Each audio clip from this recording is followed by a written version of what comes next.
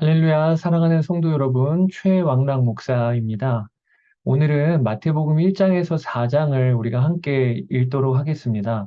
우선 마태복음을 시작하면서 마태복음에 대한 간략한 개요를 살펴보시죠. 마태복음은 예수님의 제자인 마태가 쓴 복음서로 알려져 있죠. 마태는 그 이름의 뜻이 하나님의 선물이라는 뜻인데 그의 직업은 당시 사람들이 경멸하던 세리였습니다. 로마에 고용되어 자신의 민족의 고열을 짜내던 세리를 예수님이 제자로 부르신 거지요. 다른 복음서에 보면 이 마태를 알페오의 아들 레위 혹은 그냥 레위라고 불렀는데요. 레위는 마태의 유대식 이름이라고 봅니다. 마태복음은 신약 성경의 27권 중 첫 권으로 구약과 신약을 연결하는 다리의 역할을 합니다. 특히 구약에 보면 하나님은 아브라함과 다윗에게 자손에 대한 약속을 주시고 그리고 또 흔들리지 않는 왕위에 대한 약속을 주십니다. 이스라엘 백성들은 이 구약 성경에 약속되고 예언된 왕 그리고 그들의 메시아를 기다리고 있었습니다. 마태복음은 그 첫 구절로 아브라함과 다윗의 자손 예수 그리스도의 계보라라는 말씀을 선포하므로 구약에 예언된 메시아 또 약속된 왕이 바로 예수 그리스도이심을 알리는 것입니다. 마태복음은 유대인들을 대상으로 예수 그리스도를 전하기 위하여 기록되었습니다. 그래서 다른 복음서에 비해 구약 성경 인용이 압도적으로 많습니다.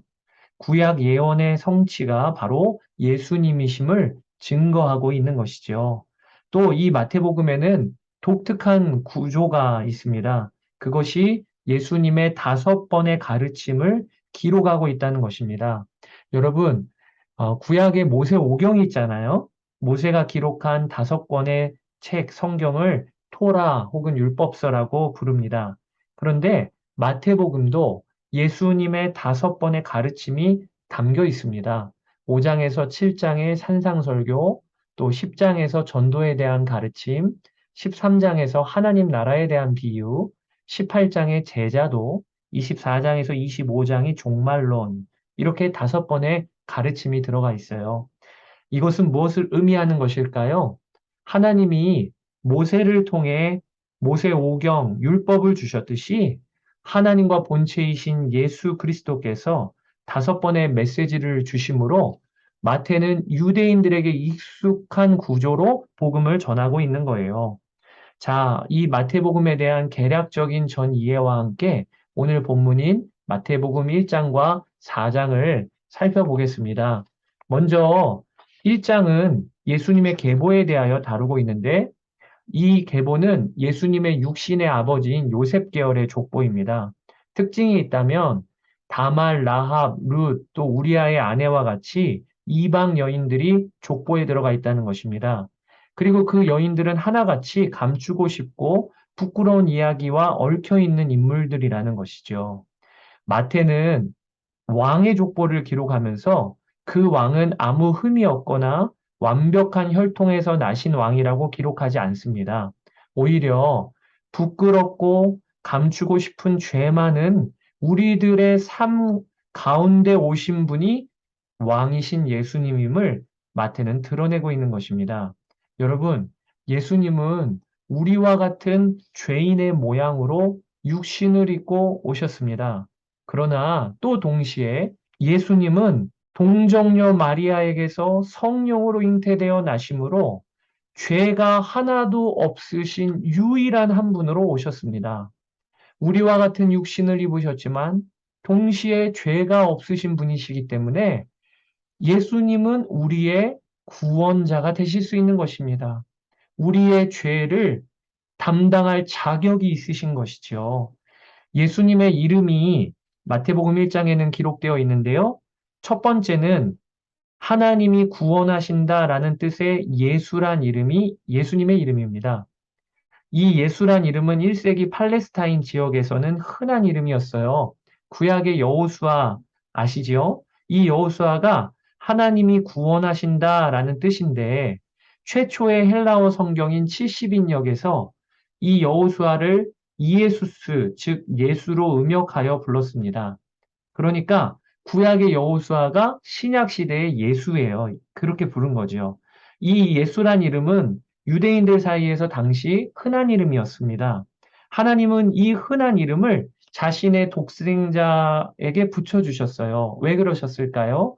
예수님이 바로 우리를 죄에서 또 사망에서 구원하시고 하나님의 백성으로 인도하시는 분이심을 분명히 드러내신 것이죠. 또 예수님에게는 이름이 하나가 더 있습니다. 그것이 바로 하나님이 우리와 함께 하신다는 뜻인 임마누엘이십니다. 이 예수님의 이름처럼 예수님은 육신으로 이 땅에 계실 때뿐만 아니라 부활 승천하신 후에도 성령님으로 지금 우리와 함께하고 계십니다. 여러분, 예수님은 베들레헴에서 태어나셨어요. 유대 땅에 있습니다. 이것은 구약 미가서의 예언이 이루어지는 일이었습니다. 이때에 이스라엘 전 지역을 다스렸던 사람이 헤롯 대왕이었습니다. 이 헤롯 대왕은 에돔 사람으로 로마로부터 임명을 받아 이스라엘 땅의 분봉왕으로 역할을 했던 사람이었습니다. 그는 권력에 대한 야망과 욕심이 많았던 사람으로 동방에서부터 박사들이 찾아와 왕이 나신다는 소식을 전하자 가만히 있을 수가 없었어요. 자신의 왕권이 흔들릴까 해서 이 베들레헴 전 지경의 2살 아래의 사내 아이를 다 죽이라고 명령합니다.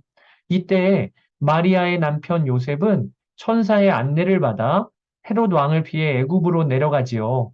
그리고 헤롯 왕이 죽기까지 그 애굽에 거주하다가 하나님의 인도하심을 받아 다시 가나안 땅으로 올라옵니다. 예수님의 가족이 가나안 땅에서 올라오실 때에는 헤롯 왕은 죽고 그의 세 아들이 나라를 분할하여 다스리고 있을 때였어요. 아켈라오, 헤롯 안디바, 헤롯 빌립 이렇게 세 아들이 자신의 아버지가 죽고 나라를 분할해서 다스렸는데 그 중에 장자인 아켈라오가 여러분들이 보시는 지도에 저 분홍색으로 되어 있는 짙은 분홍색으로 되어 있는 유대 지역을 다스렸거든요. 그런데 이 아켈라오는 성격이 매우 포악했던 사람이었어요. 그래서 애굽으로부터 올라오는 이 요셉은 유대 땅으로 가기를 두려워했습니다. 이때 하나님은 꿈을 통해 요셉에게 유대 땅으로 가지 말고 갈릴리 지방에 있는 나사렛이라는 동네로 가라고 그를 인도해 가십니다. 그래서 예수님은 나사렛이라고 하는 동네에서 자라셨어요. 그리고 나사렛 사람이라 칭함을 받게 되셨던 것입니다. 마태복음 3장에 이제 이르면 예수님께서는 세례 요한에게 세례를 받으십니다. 이렇게 세례를 받으심으로 예수님은 두 가지를 이 세상에 드러내십니다. 그것이 하나는 예수님은 우리와 같은 육신을 입고 오신 참 사람임을 이 세례가 보여주고 있는 것입니다. 여러분, 세례는 죄인들이 죄를 회개하는 표징으로 받는 게 세례예요. 그런 점에서 예수님은 세례를 받으실 필요가 없으신 유일한 한 분이십니다. 그럼에도 불구하고 예수님은 아주 강권하여 세례 요한에게 세례를 받으십니다. 그것은 예수님이 자신이 죄인의 자리까지 낮아 주셨다는 것을 우리에게 드러내주고 계신 것입니다. 우리를 죄에서 구원하시려고 참 사람의 자리까지 예수님은 오신 것이지요. 이것을 세례가 드러내고 있는 거예요. 또 하나, 세례를 받으심으로 예수님은 자신이 하나님의 아들이심을 세상에 드러내셨습니다. 세례를 받으시고 물에서 올라오실 때 하늘이 열리고 성령이 비둘기같이 예수님 위에 임하시고 하나님께서 이는 내 사랑하는 아들이라 내 기뻐하는 자라 라고 말씀하십니다. 이 세례의 장면은 성경에서도 아주 아름답게 성삼위 하나님이 드러나신 사건이에요. 그리고 예수님 그분이 바로 하나님의 사랑받는 아들, 또 하나님의 본체이심을 드러내는 사건이었습니다. 자, 이제 마태복음 4장에 보면 예수님은 광야로 성령에 이끌려 나가십니다. 광야는 여러분들이 보고 계시는 지도에 노란색으로 표시된 사해 옆의 지역입니다. 유다 땅 남쪽 이두메 지역 근처이죠. 여기에서 예수님은 40일 밤낮으로 금식하신 후에 마귀에게 시험을 받으십니다. 여러분, 그런데 마귀가 시험할 때 하나님의 말씀으로 시험했다는 거예요. 하나님의 말씀을 마귀도 잘 압니다. 그러니까 말씀을 아는 것은요, 하나님의 자녀된 표징이라고 볼 수가 없어요. 마귀도 말씀을 잘 아니까요. 하나님의 자녀는요, 말씀을 많이 하는 것에서 더 나아가서 말씀에 순종하는 자가 바로 하나님의 자녀인 것입니다. 예수님은 3번 마귀의 시험을 말씀으로 또한 물리치시죠. 여러분, 이때 중요한 것이 하나 있습니다. 마귀가 예수님을 시험할 때 뭐라고 시험했죠? 내가 만일 하나님의 아들이거든 이러면서 마귀는 예수님을 시험했어요. 내가 하나님의 아들이거든 돌을 떡덩이로 만들어 보라. 성전 꼭대기에서 뛰어내려 보라. 이렇게 말이에요. 그런데 여러분, 우리가 질문을 하나 해봐야 합니다. 마귀가 정말 예수님이 누구신지를 몰랐을까요? 그래서 내가 만일 하나님의 아들이거든 능력을 보여라. 이렇게 시험한 것일까요? 아니에요. 마귀는 정확히 예수님이 누구신지를 알았을 것입니다. 그럼에도 불구하고 내가 만일 하나님의 아들이거든 하면서 시험했어요. 과연 이 시험의 목적이 무엇이었을까요? 우리가 오늘 잘 알아야 합니다. 마귀의 시험은 한 가지예요. 내가 만일 하나님의 아들이면 돌을 떡덩이로 만들고 높은 데서 뛰어내리는 기적도 행해서 세상에서 영광을 받고 누리라라고 하는 것입니다. 왜 하나님의 아들이 십자가의 길을 걷겠다고 이 땅에 왔느냐? 이게 마귀의 시험인 거예요. 여러분, 마귀의 마지막 시험이 무엇이었습니까? 내가 천하 만국과 그 영광을 내게 주겠다. 이게 마귀의 요청이에요. 마귀는요, 하나님의 아들이 십자가 죽는 길 가지 말고 천하 만국을 다스리고 그 영광을 취하라고 시험한 거예요. 이게 바로 광야에서의 시험입니다. 여러분, 오늘도 마귀는 우리에게 시험합니다. 너는 십자가의 길 가지 마. 아무래도 힘을 얻어야 하나님도 영광 받지 않겠어? 교회도 더 크고 많이 모여야 하나님의 이름이 드러나지 않겠어? 이러면서 우리를 시험해요. 이때 우리는 분명히 알아야 합니다.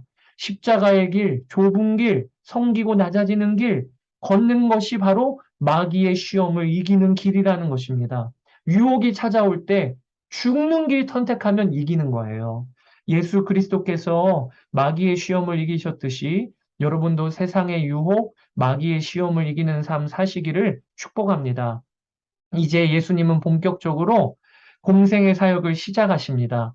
나사렛이라는 동네를 떠나서 가버나움이라고 하는 갈릴리 지방에 있는 대표적인 도시로 가시고요. 이 가버나움은 예수님의 공생의 거점이 됩니다. 이곳에서 예수님은 제자들을 부르시고 하나님 나라 복음을 가르치시며 모든 병과 약한 것을 고치십니다. 그로 인하여 저 수리아 지역과 갈릴리와 데가볼리, 예루살렘과 유대와 요단강 건너편에서 수많은 사람들이 예수님을 따랐다고 기록이 됩니다. 여러분, 이제 제가 안내해 드린 것을 한번 전이해를 가지고 1장에서 4장을 차근차근히 읽고 묵상해 보십시오. 그리고 받은 은혜가 있으면 꼭 기록에 남겨 보시기를 바랍니다. 내일 뵙도록 하겠습니다. 감사합니다.